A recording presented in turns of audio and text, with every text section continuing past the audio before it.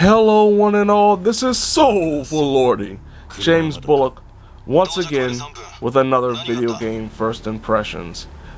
This time around, like A Dragon Gaiden, the man who erased his name. For the PlayStation 4, PlayStation 5, Xbox One, Xbox Series X and S, and PC.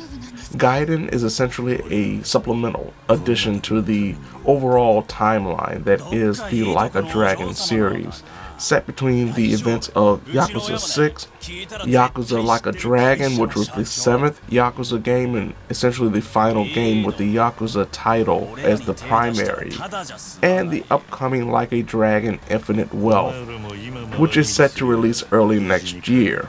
Now, in the end of Yakuza 6, Kazuma Kiryu, the main protagonist of the Yakuza franchise, the Like a Dragon franchise up to that point, faked his death in an effort to protect the orphans he had been taking care of since the events of Yakuza 3. But doing so, he became indebted to the Daidoji family, a crime family. Kazuma is a secret agent of sorts for the crime family, and this allows for the player to take part in a new fighting style, the agent fighting style, that is rooted in not only the punches and kicks that we've grown to know and love that Kiryu can produce and perform heat actions and devastating finishing blows, but now he has gadgets in his repertoire, very similar to what we've seen in the Lost Judgment or Judgment games previously, the spin-offs. Kiryu has 4 options when it comes to gadgets. The first you get is the Spider Tether, which allows for you to not only tie up opponents temporarily, but also yank them towards you or even in the opposite direction. You also have the ability to call upon drones that will pester enemies and even do damage. You have a timed explosive in the form of a cigarette, and my personal favorite, rocket shoes. Kiryu can activate his rocket shoes to propel around an arena and hit enemies. It is the best, most glorious thing about his new gadgets to me. But if you're not too fond of the gadgets, if you're not too fond of the agent fighting style, thankfully the Yakuza style that is rooted in all of the fighting styles that we've grown to know and love from Kiryu is here. You have the beast-like charging attacks. You have the regular punch-kick combos with a finisher at the end. And of course, as I mentioned, you have the heat actions, the ability to activate extreme heat, which will boost your power and speed and durability if you want to utilize all of your heat gauge at one time. Though the agent style does add something to the overall feel of the gameplay, something new, it's still a Yakuza 3D brawler that we've grown to know and love. If you've enjoyed this franchise thus far, it's nothing really that much different other than the ability to parry big enemy attacks when they start glowing red. A lot easier and a lot better than in the previous games, though I will say for me personally, I don't feel dodging is as efficient and to a certain extent precise as it was in the previous games, but that may come with upgrading Kiryu a little bit better, and that will make it easier and more efficient.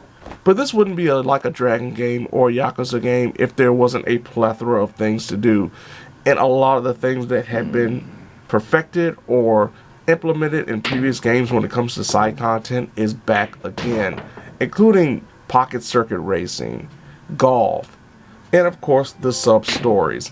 And one of the big things about the sub-stories is how it's connected to the Akami network. Now the Akami network is hosted by Akami, a new character that we meet very early into the story, and she's trying to help the people of Sotenbori as well as fund her own high-tech security system essentially. And this allows for the opening up of sub-stories so you don't have to wander around the town trying to find individual sub-stories like you have to do in previous games, as well as little mini sub-stories that are essentially fetch quests. And with the upgrading of the Akami network comes the ability to not only buy impressive items, but also increase the abilities of Kiryu, because there are certain abilities, certain skill trees that are associated with both currency that you have to spend to upgrade and Akami points. So you have to upgrade the Akami network if you want to upgrade Kiryu. Akami also introduces Kiryu to the redone Coliseum or the castle in this regard. And the castle is this gigantic hub for gambling and fighting, as you have a grandiose version of the Coliseum in the castle, but also gambling dens for every gambling option that has been available in the previous Like a Dragon games. Now, one of the more interesting aspects about the Coliseum is the team battle, where you're able to utilize, very similar to the bandit camps in Like a Dragon Ishin, or even the team scenarios from the previous Yakuza games like Yakuza 6, where you're able to recruit certain characters and hopefully upgrade them to make them more efficient fighters under a time limit, as you all battle for the sake of glory, gaining more fans, gaining popularity, and thus becoming more ranked in the overall castle from silver to platinum rank. There's also a change when it comes to the Cabaret Club or the Hostess Club, where they're using live action models instead of in-game models as we've seen in the past. And to a certain extent, it feels a little bit more stoic and wooden because the characters don't have a natural reaction to some of the actions of Kiryu via the player's choices, compared to the live action's more generalized nature of reactions depending on the scenario. So it doesn't feel as natural or even as exciting. Even though the story is relatively short, only going 5 chapters and reportedly lasting anywhere between 12 to 15 hours if you're rushing through everything, there is so much content packed into it from a side objective perspective that it allows the game to really extend its wings and give you a playtime that is worthy of 30 to 40 hours if you want to complete most of, if not everything. Technically, I haven't had any issues. No hard crashes, no gameplay glitches, no combat glitches, nothing like that.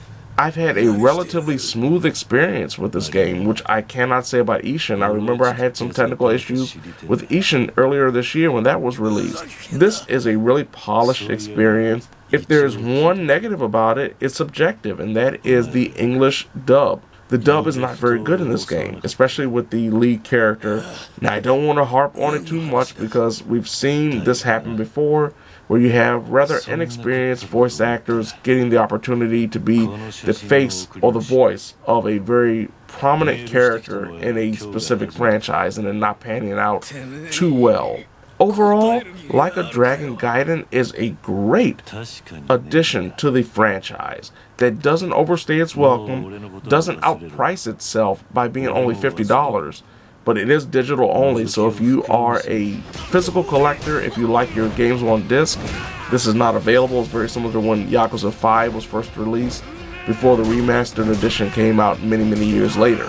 But if you're a fan of the franchise, if you want something of a bite-sized version of the Yakuza games, the Like a Dragon games, before the big one hits in January with Infinite Wealth, this is a perfect appetizer for what is to come, while also being mostly different from what is to come because, of course, Infinite Wealth is an RPG. So there you have it. This has been Soulful Lordy, James Bullock, once again with another video game first impressions. Like a Dragon Gaiden, the man who erased his name, for the PlayStation 4, PlayStation 5, Xbox One, Xbox Series X and S, and PC.